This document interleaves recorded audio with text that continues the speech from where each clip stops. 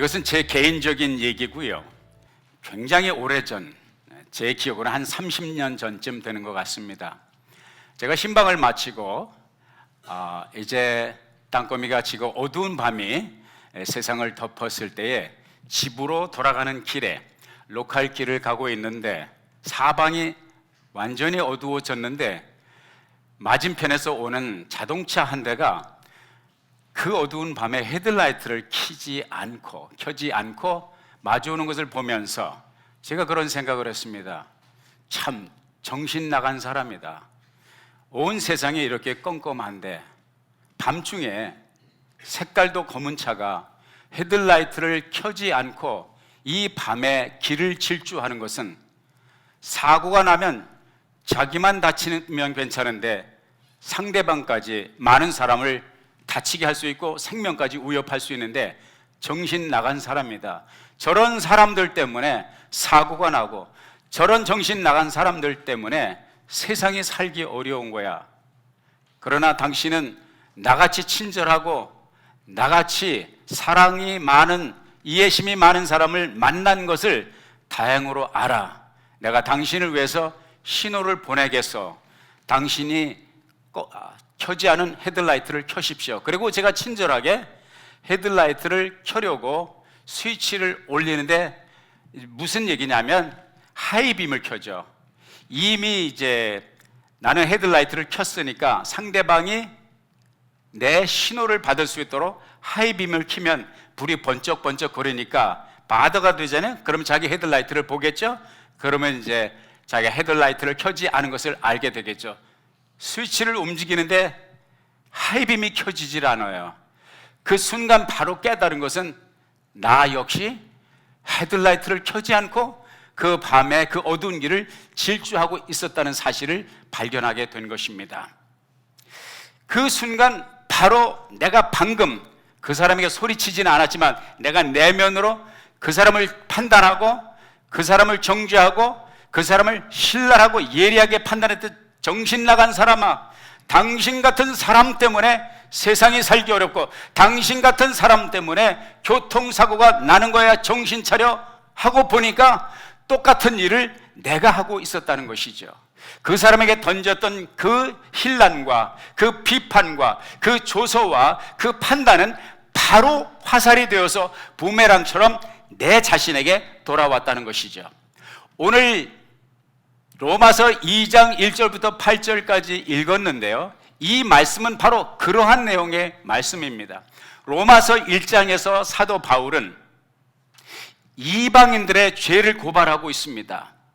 lawless, 하나님의 법을 모르고 윤리와 도덕과 가치 기준도 없는 이 세상을 자기 마음대로 살아가는 무법천지를 만들어가는 방종한 날개가 없는 새가 추락하는 것처럼 끝없이 추락한 인간의 타락의 한계점이 어디냐 가늠할 수 없을 정도로 밑바닥까지 떨어진 인간의 양심과 인간의 도덕과 인간의 삶의 죄악상을 사도 바울은 1장에서 신랄하게 구체적으로 낱낱이 고발하고 있습니다. 만약에 사도 바울이 로마서 1장만 기록했다면 유대인들은 하나님의 법을 받았고 하나님의 율법을 받았고 하나님의 십계명을 받았고 아니 613계명의 계명을 받은 이스라엘 백성들 유대인들은 로마서 1장을 읽으면서 아마 그렇게 얘기했을 것입니다. 그러면 그렇지, 사도 바울 당신 말이 맞아.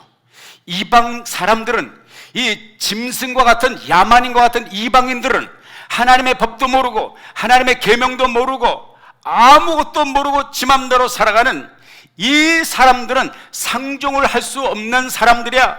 짐승 같은 인간들이야. 저급한 사람들이야 라고 당신이 바른 말을 해서 박수갈채를 보낼 터인데 사도 바울이 2장에 들어서면서 전혀 뜻밖의 변화구를 주고 있습니다. 그 말은 무슨 말이냐? 지금까지 이방 사람들에게 당신이 죄인임을 알아야 됩니다. 당신들은 법 없이 사는 사람들입니다. 당신들은 하나님의 뜻과는 전혀 반대의 삶을 살아가고 있습니다 라고 신란하고 비판했던 사도 바울이 그 화살을 그 예리한 끝을 어디로 향하느냐? 그의 시선을, 그의 피를 어디로 돌리느냐? 바로 유대인을 향하고 있는 것입니다.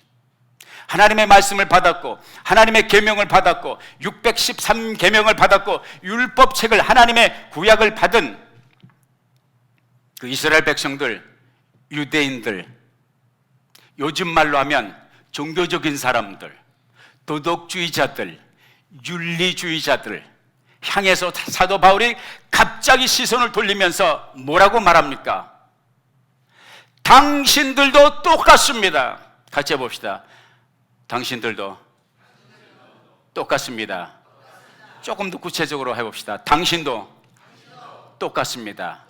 이봉하 목사가 지도 헤드라이트를 안 켜고 가면서 상대방에게 당신 같은 사람이 있기 때문에, 당신같이 법규를 지키지 않는 사람이 있기 때문에 이 어두운 밤길이 위험한 것이요, 사고가 나는 것이요, 내가 그를 향하여 비판을 던졌을 때 그 비판의 화살이 바로 직방으로 나에게 달려오는 것처럼, 이스라엘 백성들, 유대인들은 이방인들을 향해서 당신들 그렇게 살면 안 돼, 당신들은 저급한 인간이야, 당신들은 상종mat을 못할 인간이야 라고 말했지만, 사도 바울은 똑같은 일을 해내고 있는 사람이 당신들이요, 이렇게 고발하고 있는 것입니다.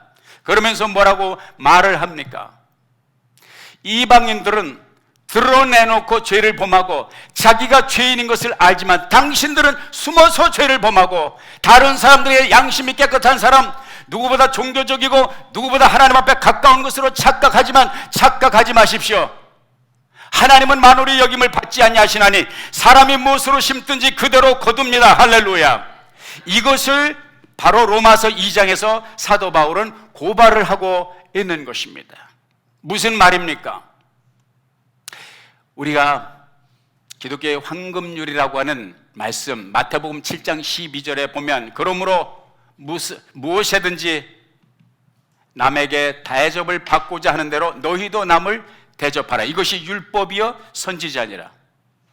누가복음 6장 31절 동일한 말씀에, 뉘앙스의 말씀에 기록되어 있습니다. 남에게 대접을 받고자 하는 대로 너희도 남을 대접하라. 할렐루야. 옆에 사람 보십시오. 옆에 사람 바라보시라고. 대접받고 싶죠? 당신이 먼저 대접해야 될 상대방, 여러분의 가까운 이웃이 바로 옆에 있습니다. 같이 고백하십시다. 제가 대접하겠습니다. 다시 한번, 제가 섬기겠습니다. 인생은요 부메랑입니다. 마태복음 7장 1절에 보면 비판을 받지 아니하여 그러거든 비판하지 말라. 너희 비판하는 그 비판으로 내가 비판을 받을 것이요, 너희의 헤아리는 그 헤아림으로 내가 헤아림을 받을 것이다. 그 뒤에 보면, 어찌하여 내 눈 속에 있는 들보는 보지 못하고 형제의 눈에 있는 티끌을 보러 하느냐. 그러므로 외식하는 자들아, 먼저 내 눈 속에서 들보를 뽑고 눈이 밝은 후에야 형제의 티를 뽑으라.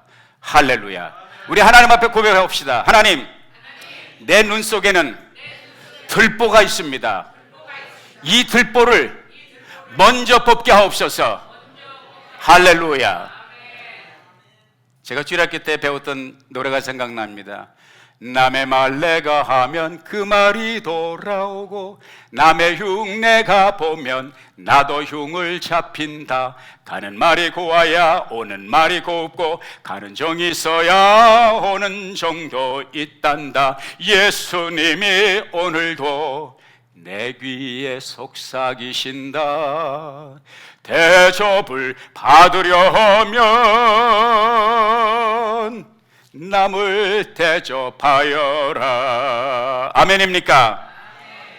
그럼 목사님, 우리 예수 믿는 사람은 아무것도 판단하지 말아야 되고, 아무것도 비판하지 말아야 되고, 그 어느 것도 단죄해서는 안 되는 것입니까? 오늘 말씀해 보니까 그렇잖아요. 너희의 비판은 그 비판으로 비판을 받고, 너희 헤아림은 그 헤아림으로 내가 헤아림을 받을 것이다. 대접을 받고자 하는 대로 남을 대접하라. 그럼 우리가 어떻게 판단하고 어떻게 단죄할 수가 있겠습니까? 그럼 한번 물어보자고요. 우리 이성적인 논리적인 질문을 던져보자고요. 미국의 이 거대한 나라를 이끌어가는, 대한민국을 이끌어가는 건강한 민주주의 법칙이 있습니다. 3권의 분리입니다. 입법, 사법, 행정입니다. 입법만 있고 행정만 있고 사법이 없으면 나라가 어떻게 되는 것입니까? 사법이란 무엇입니까? 법에 따라서 판단하고 법에 따라서 죄는 죄로, 선은 선으로 구분하는 것이 사법의 기능이죠. 그러면 예수님의 말씀, 비판하지 말라, 헤아리지 말라, 그럼 사법부는 없애야 된다는 말입니까? 만약에 이 미국에서 또 대한민국에서 사법을 없애버린다면 나라가 어떻게 되겠습니까? 무법천지가 되지 않겠습니까? 그러면 목사님, 나더러 어떻게 하란 말입니까? 성경은 분명히 요한계시록 2장 20절에 보면 두아디라 교회에 보내는 하나님의 성령의 편지, 우리 주님의 편지가 있어요. 내가 네게 책망할 것이 있다. 무엇을 책망하기를 원하시느냐? 내게 자칭 선지자라는 이세벨을 용납한 것이다. 저가 내 종들을 꿰어 행음하게 하고 우상의 제물을 먹게 하는도다. 무슨 말입니까? 하나님의 종들을 파괴하고 하나님의 교회를 허는 이 이세벨의 세력을 왜 용납하느냐? 그것이 내가 책망할 것이다. 이 말씀을 하고 있는 것입니다. 아가서 2장 5절 말씀에 보면 우리를 위하여 여우, 곧 우리의 포도원을 허는 여우를 잡으라. 여기서 포도원은 여러 가지로 해석될 수 있지만 그 중에 하나 분명한 것은 하나님의 교회입니다. 하나님의 교회를 허는 포도원은, 이세벨과 같은 세력은 성령께서 말씀하시기 용납하지 말라는 거죠. 용납하지 말라는 것입니다. 마태복음 18장에 보면은 너희 형제가 내게 죄를 범하거든 먼저 1대1로 권고하고 듣지 않거든 한두 사람을 데리고 와서 말마다 두세 증인을 세워 말마다 증참케 하고, 그것도 듣지 않거든 교회에 말하고, 교회의 말도 듣지 않거든 그 형제는 이방인과 세리로 여겨라. 다시 말해서 교인으로 여기지 말아라 이거죠. 할렐루야. 하나님의 교회는, 목사님 진짜 헷갈립니다. 아까는 비판하지 말라고 그랬잖아요. 근데 지금 말씀을 보니까 예수님께서 분명히 가릴 것 가리고 시시비비를 해서 처단을 하라. 그럼 어떻게 해야 돼요? 어떤 말씀을 따라야 됩니까? 자, 이제 여러분 헷갈리고 헛갈리고 삭갈리는 두 가지 난제 속에서 우리가 해피 미디엄, 말씀의 밸런스를 한번 찾아보자고요. 어떻게 하라는 말입니까? 두 가지를 생각해 봅니다. 첫째, 우리 하나님은 죄와 죄인을 구분하신다는 것이에요. 뭐와 무엇을요? 죄와 죄인. 우리 주님은 죄를 단죄하시고 죄를 미워하시지만 죄인은 사랑하십니다. 아멘입니까? 우리 주님이 도둑질은 미워하시지만 도둑은 사랑하십니다. 간음을 행하는 그 행위는 주님께서 단죄하시고 정죄하시고 심판하시지만은 간음한 사람은 사랑하십니다. 요한복음 8장 11절에 보면 간음하다 현장에서 붙들린 여자가 사람들에게 붙들려 왔어요. 남자들에게 붙들려 와서 남자들이 이 여자 주변에 간음하다가 현장에서 붙잡힌 여자를 돌로 치기 위해서 돌 하나씩 들고 이 여자를 칠 기세입니다. 그러면서 예수님께 말해요. 어떻게 할까요? 칠까요 말까요? 예수님이 뭐라고 말씀하셨습니까? 너희 중에 죄 없는 자는 그 돌을 던져라. 할렐루야. 무슨 말씀입니까? 우리 주님은 거기에 현장에 둘러서 있는 사람들처럼 그 여인의 간음하다 현장에 붙들린 그 간음 죄를 우리 하나님께서는 우리 주님께서는 싫어하시지만, 미워하시지만은 현장에 붙들려 온 그 여자는 사랑하셨다는 거예요. 할렐루야. 너희 중에 죄 없는 자는 돌로 치라고 했을 때 몇 사람이 돌을 던졌습니까? 아무도 던지지 못했습니다. 왜? 어느 누구도 죄 없는 사람이 없거든요. 꼬리를 감추듯 하나 둘 슬며시 다 도망가고 예수님과 여자만 단둘이 마주보고 있습니다. 너를 고발하던 너를 고소하던 그 사람들은 어디 있느냐? 그 여자가 말하기를 아무도 없습니다. 주님이 뭐라고 말씀하십니까? 그 부분을 잠시 후에 말씀드리도록 하겠습니다. 사랑하는 여러분, 우리의 형제 자매, 우리가 교회 안에서 이 아름다운 공동체 안에서 무엇을 하든지 바로 죄와 죄인을 구분하는 지혜가 있으시기를 예수의 이름으로 축원합니다. 우리 하나님께서 죄와 죄인을 구별하지 않으셨다면 우리는 이미 다 지옥행입니다. 우리는 절망입니다. 우리는 희망이 없는 사람들입니다. 죄와 죄인을 구별하셨기 때문에 오늘 이 자리에 있는 줄로 믿습니다. 두 번째, 하나님께서 이것을 통해서 우리들에게 무엇을 가르쳐 주고 있습니까? 하나님의 속성은 두 가지 양면성을 가지고 있다는 거예요. 하나님은 사랑의 하나님임을 믿습니까? 다시 묻습니다. 하나님은 거룩한 하나님임을 믿습니까? 사랑은 덮는 것입니다. 거룩한 것은 처단하는 것입니다. 우리 하나님은 거룩함입니다. 그 어떤 오점도, 그 어떤 허물도, 그 어떤 죄도 그 앞에 설 수 없는, 불나방이 불이 좋아서 불 속으로 들어가면 다 죽는 것처럼 죄를 범한 인간은 하나님의 거룩성 앞에 죽을 수밖에 없어요. 그 구약 성경에 보면 하나님을 경험한 사람이 오라, 이사야 같은 선지자는 성전에서 하나님을 보았잖아요. 기도하다 하나님을 만났어. 그때 탄식하면 오라, 나는 망하게 되었다. 나는 입술이 부정한 사람들 가운데 거하면서 전능하신 거룩한 하나님, 거룩하다, 거룩하다, 거룩하다 천군 천사가 찬양하는 그 찬양을 받으시는 우리 하나님의 면전을 보았단 말이에요. 나는 죽을 수밖에 없다. 이것이 하나님의 거룩성입니다. 오늘 본문 말씀에서 말씀하고 있는 것은 그거예요. 하나님의 사랑을 전합니다. 유대인들을 향해서 지금 하는 말씀입니다. 법을 아는 사람들을 향해서 말하는 것입니다. 윤리와 도덕과 가치관을 분명히 정립하고 살아가는 사람들, 그렇게 성실하게 삶을 살아가는 사람들을 향해서 주님께서 말씀하시는 것이죠. 당신에게 한 오락이, 한 줄 어두운 비침이 있다면, 한 줄 양심에 거리끼는 것이 있다면 하나님 앞에 설 수 없다는 것이 말하면서 하나님의 은혜, 그럼에도 불구하고 하나님이 정죄하지 않는다. 예수님이 가늠하다 현장에서 붙들린 여자를 정죄했어요? 안 해요. 주님이 뭐라고 했어요? 그 여자에게 분명히 말해요. 나도 너를 정죄하지 않는다. 할렐루야. 그것은 정죄할 자격이 없어서? No. 그것이 바로 주님의 사랑입니다. 아멘.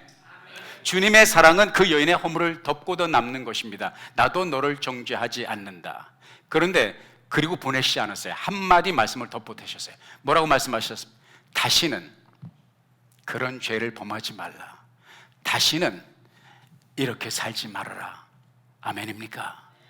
사랑하는 여러분, 죄를 범하였음에도 하나님께서 즉석에서 심판하지 아니하는 것은 하나님의 눈이 가리워서 하나님의 무지해서가 아닙니다.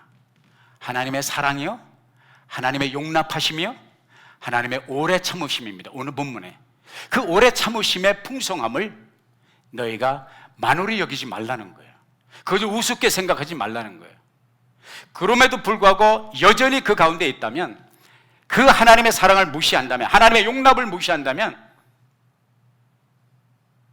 하나님이 진짜 심판하시는 날에 하나님의 진노를 당신 스스로에게 쌓아놓는 것이요. 사랑하는 여러분, 우리 하나님은 사랑의 하나님이시며 동시에 우리 하나님은 심판하시는 하나님이라는 사실을 기억하시기를 바랍니다. 우리 하나님의 자비하심과 하나님의 은혜와 하나님의 인내를 시험하려고 하지 마십시오. 그래서 우리는 하나님 앞에 늘 부지런히 회개해야 되는 것입니다. 회개하라. 요한계시록에서 계속 회개하라. 예수님이 세례 요한에게 세례를 받고 40일 금식기도 끝나시고 일성으로 복음을 전하면서 우리 주님께서 하신 말씀이에요. 회개하라. 회개하라. 요한계시록, 마태복음에서 회개하라. 신약성경의 끝인, 성경의 끝인 요한계시록에서 회개하라. 라오디게 교회에 향해서 하시는 말씀이, 네가 부한 줄 알지만 가난한 자야. 네가 눈이 떴다 하지만 너는 눈먼 자다. 회개하라. 돌이키라. 할렐루야. 우리 하나님은 심판하시는 하나님이에요. 워렌 윌스비가 쓴 책에 이러한 내용이 나옵니다. 서부 개척시대, 미국 역사 서부 개척시대에 서부 개척 마을에 한 소년이 있었네. 어린 아이가 있었는데 쌍두마차가 끄는 그 마차에 혼자 남겨지게 됐습니다. 무슨 일인지 혼자, 그 어린 아이가 혼자 마차에 있는데 무엇 때문인지 모르는데 놀랬기 때문인지 아니면 offensive한 것이 있었는지 모르지만은 이 두 말이 미친 듯이 날뛰기 시작했어. 마차가 뒤집힐 지경이야. 그렇게 되면 큰 사고가 나고 이 아이의 생명까지 위협을 받는 순간에 한 청년이, 그 동네에 있던 한 청년이 쏜살같이 뛰어들어서 제어를 하고 그 어린아이를 그 위급한 상황에서 구원해 줬어요. 너무너무 고마운 거죠. 생명의 은인이죠.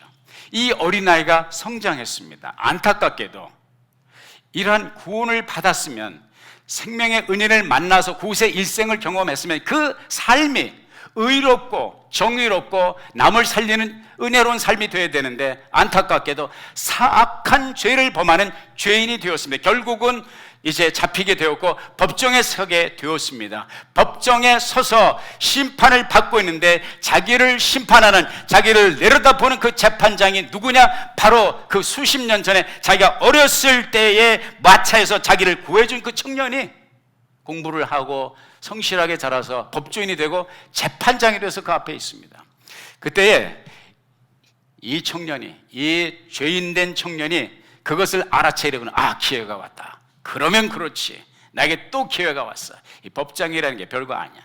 그러면서 자기가 옛날에 그분의 도움을 받아서 구사일생으로 마차에서 구원을 받았다는 사실을 상기시키면서 한 번 더 나에게 기회를 주십시오.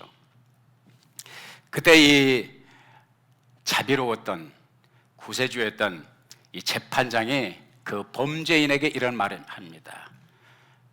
아들아, 그때는 내가 너를 구원하는 구원자로 있었지만 오늘 이 법정에서 나는 너의 심판자로 있는 것이다. 그리고서 언도를 때렸습니다. 사형 언도를 때렸습니다. 그래서 교수형에 처하게 되었습니다. 우리 하나님은 참으세요. 오래 참으시고 기다리십니다. 그러나 영원히 참으시는 것은 아닙니다. 하나님의 심판은 다가옵니다. 아멘입니까? 하나님의 심판은 반드시 있습니다. 아멘입니까? 그러므로 하나님의 은혜를 만홀히 여기지 말라는 것이죠. 그러나 하나님의 동전의 또 다른 일면과 같이 하나님의 또 다른 속성이 있는데, 그 한 가지 마저 말씀을 드려야 오늘 말씀의 밸런스가 맞는다고 믿습니다. 호주에, 오스트레일리아에 아주 다윗과 요나단처럼 절친한 두 친구가 있어요. 같이 학교 공부도 하고 대학교도 같이 공부하고 대학도 같이 졸업을 했어요. 그 친구 가운데 하나는 은행가가 되었습니다. 아주 대성했습니다. 성실하게 해서 부도 쌓고 은행의 높은 지구에, 그 뱅커 비즈니스의 높은 지위까지 올라갔습니다. 그러나 안타깝게도 그가 그런 지위와 그런 직권을 남용해서 횡령을 하게 됩니다. 공금을 횡령을 하고 착복을 했는데 그것이 그만 꼬리가 잡혀서 법정에 서게 됩니다. 법정에 서게 됐는데 이 법정에서 자기를 심판한 그 심판관이 누구냐? 바로 같이 중마고우로 대학교까지 같이 공부를 했던 그 친구, 그 절친이 법관이 되어서, 재판관이 되어서 자기 앞에 서 있는 것입니다. 부끄러워서 고개를 들지 못하고 떨구고 있는데 이 절친인 이 판사가 언도를 때립니다. 이 케이스에 해당하는 가장 중요한, 가장 무거운 벌금형을 때립니다. 다 놀랬죠. 본인도 놀랐겠죠. 이렇게까지 할 줄은 몰랐죠. 아니, 일면식도 없는 남남이 아니고 절친인데, 물론 받아야 마땅한 일이지만은 그래도 친구인데. 근데 보십시오. 최고형을 때리고 나서 재판정이 끝나고 나서 이 판사는 법복을 벗고, 판사의 복을 벗고 내려가서 죄인석에 있는, 피고인석에 있는 그 친구를 안으면서 하는 말이에요. 이 친구야, 내가 너 때문에 내가 평생 많은 세이빙 어카운트 다 털었어. 이거 사. 너 때문에 그동안 많은 거 다 털었어. 다 청산하니까, 다 청산했으니까 너 걱정하지 마. 앞으로는 잘 살자. 사랑하는 여러분, 우리 주님께서 우리 예수님께서 나와 여러분을 위해서 하신 일이 무엇입니까? 우리 하나님께서 그 아들 예수 그리스도를 통해서 그 아들을 십자가에 매달은 이유는, 그 아들이 고난의 길을 걷게 하신 이유는 무엇입니까? 그 아들이 생명을 바치게까지 하신 이유는 무엇입니까? 우리를 심판하지 않을 수가 없습니다. 그러나 우리를 지옥으로 보내실 수가 없었습니다. 왜? 그분의 사랑은 너무나도 진하고, 그분의 사랑은 너무 깊고, 그분의 사랑은 너무 넓고, 그분의 사랑은 너무 높기 때문에 심판하지 않을 수 없는 그분은 마치 이 판사가 법복을 벗고 내려와서 그 벌금을 대신 갚아준 것처럼 아들 예수 그리스도를 통해서 우리의 죄의 업을, 우리의 죄의 값을 치러 주신 줄로 믿습니다. 이것이 은혜입니다. 이것이 Amazing Grace, 나 같은 죄인 살리신 그 은혜 놀라와 이 노래의 주제가 되는 것이죠. 예수님께서 십자가에 돌아가시면서 목마르다, 나의 하나님 어찌하여 나를 버리시나이까, 가상 7원을 할 때 주님께서 하신 말씀이 무슨 말씀인지 아십니까? 다 이루었다. 다 이루었다. 같이 해봅시다. 다 이루었다. 헬라어로 뭐라고 됐냐면 테텔레스타이. 같이 할까요? 헬라어도 한번 해봅시다. 테텔레스타이. 테텔레스타이를 영어로 번역하면 paid in full, pay off. 이봉화 목사가 모는 2014년도 도요타 미니밴 6기통이지. 회색, 무슨 색깔? paid off. 피크슬립을 보냈다는 것은 뭡니까? 당신이 더 이상 지불할 돈이 없다는 거예요. paid off. 주님께서 십자가에서 다 이루었다 말씀하신 것은 it is paid off. 당신의 죄가, 당신의 죄값이 paid off. 당신이 터럭만큼이라도 1센트라도 더 낼 필요가 없다는 거예요. 이것이 은혜입니다. 할렐루야. 사랑하는 여러분, 우리가 이 세상에 살면서 잘난 척하고 살지만 우리는 너나 할 것 없이 다 하나님 앞에 벌거벗은 죄인입니다. 아멘입니까? 은혜로 삽니다. 아멘입니까? 좀 시간이 됐지만 요거 한 가지만 딱, 요거 안 하면 섭섭할 것 같아요. 요 얘기하고 말씀을 마치겠습니다. 이탈리아에 17세기에 한 소년이 있었습니다. 근데 이 소년은 음악을 무척 좋아했어요. 어렸을 때부터 음악을 너무너무 좋아했어요. 그 음악이 하고 싶어서 소년 합창단에 들어가려고 오디션을 봤는데 떨어졌어. 목소리가 너무 안 좋다는 거예요. 너 같은 목소리를 가지고 있는 이 유명한 합창단에서 단원으로 일할 수 없어요. 너무 실망했죠. 그래서 꽁 대신 닭이라고, 노래를 할 수 없으면 다른 거라도 해보자. 그래서 또 악기 연주를 이제 강습을 받았습니다. 현악기 연주 강습을 받는데 이게 실력이 또 안 되는 거야. 욕심은 하늘을 찌르는데 현실은 밑바닥이야. 결국은 그것도 뭐 누가 좀 격려해주고 그래도 할 수 있어 이러면 되는데, 그 당시 그런 문화권이 아니었던 거야. 너는 안 된다. 너는 안 돼. 그 정도까지 안 돼. 얼마나 실망이 되겠습니까? 그런 가운데 세월이 지나고 이제 어엿한 청년이 되었어요. 이 청년이 그리고 음악을 사랑하니까 어디 가서 일을 하게 됐냐면, 악기를, 특별히 현악기를 만드는 사람, 장인, 아주 높은 수준의 장인의 밑에 가서 일을 배우는 도제살이를 하게 됩니다. 성실하게 일합니다. 음악을 좋아하니까. 그러니까 이 청년은 할 줄 아는 것이 딱 이거예요. 깎고 자르고 이거밖에 없는 거야. 근데 열심히 하다 보니까 이제 악기를 만드는, 자기도 모르는 사이에 큰 바위 얼굴처럼 자기가 장인이 되어 있는 거야. 그의 일생의 장인으로서, 현악기를 만드는 장인으로서, 바이올린, 비올라, 첼로, 악기를 만드는 장인으로서 일생을 사는데요.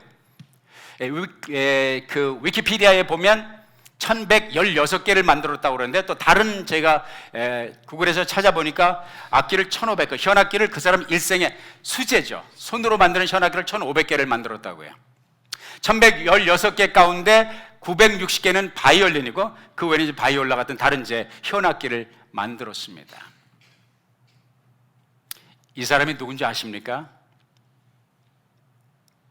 이 사람이 바로 안토니오 스트라디바리우스. 안토니오 스트라디바리우스, 세계적인 역사적인 음악계에 빛나는 장인, 그 유명한 안토니오 스트라디바리우스. 17세기에 태어나서 18세기까지 살았고요. 더 놀라운 것은 2014년 3월 뉴욕 타임즈에 그분이 만든 바이올리아는 비올라가 4,500만 불의 고시가 됐습니다. 4,500만. 그러면서 뉴욕 타임즈에 뭐라고 나냐면 악기로서 역사상, 악기로서 최고의, 역사상 최고의 가격 매깁니다. 이런 표현을 했습니다.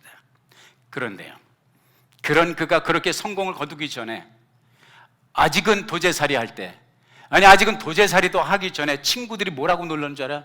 너는 할 줄 아는 게 뭐냐? 이렇게 놀랐어요. 너는 할 줄 아는 게 뭐냐? 음악을 좋아한다면서 노래를 할 줄 아냐? 바이올린을 제대로 연주를 할 줄 아냐? 그러면서 뭐 음악은 사랑한다며? 할 줄 아는 것이, 그러니까 얼마나 갑질을 당한 거죠. 얼마나 고통스럽게 자랐겠습니까? 그러한 안토니오 스트라디바리우스가 4,500만 불짜리 비올라를 만들었습니다. 내가 왜 이 이야기를 하느냐? 오늘 사도 바울이 우리들에게 주시는 말씀이 이겁니다. 우리가 누구에게 손가락질을 하냐 이거죠. 이봉화 목사가 자기도 헤드라이트를 안 켜고 다른 사람의 헤드라이트 안 켰다고 호통을 치는 것처럼 하나님 앞에 죄인된 우리가 누구를 정죄하느냐? 누가 안토니오 스트라디바리우스를 손가락질 할 수 있겠느냐? 내 말은 그것입니다. 누가 안토니오 스트라디바리우스를 너 할 줄 아는 게 뭐냐고 손가락질 하겠습니까? 우리는 사람을 외모로 취할 수가 없는 것입니다. 모든 사람이 다윗을 버렸지만 하나님의 눈은 막내 아들 다윗을 향하여 저는 내 마음에 합한 자다. 그의 아버지도 그의 형들도 다윗을 무시했습니다. 오직 하나님의 눈길만이 다윗에게 갔고 저는 내가 들어서 쓸 나의 일꾼이다. 내가 들어 쓸 안토니오 스트라디바리우스. 옆에 분 다시 한번 보세요. 한 번만 더 보십시오. 혹시 아십니까? 옆에 계신 분이 바로 그분인지, 옆에 계신 분이 바로 그분이신지. 사랑하는 여러분, 우리는 은혜로 삽니다. 아멘. 하나님의 은혜는 세상에 열려 있습니다. 그러나 다친 마음으로는 그 은혜를 누릴 수가 없습니다.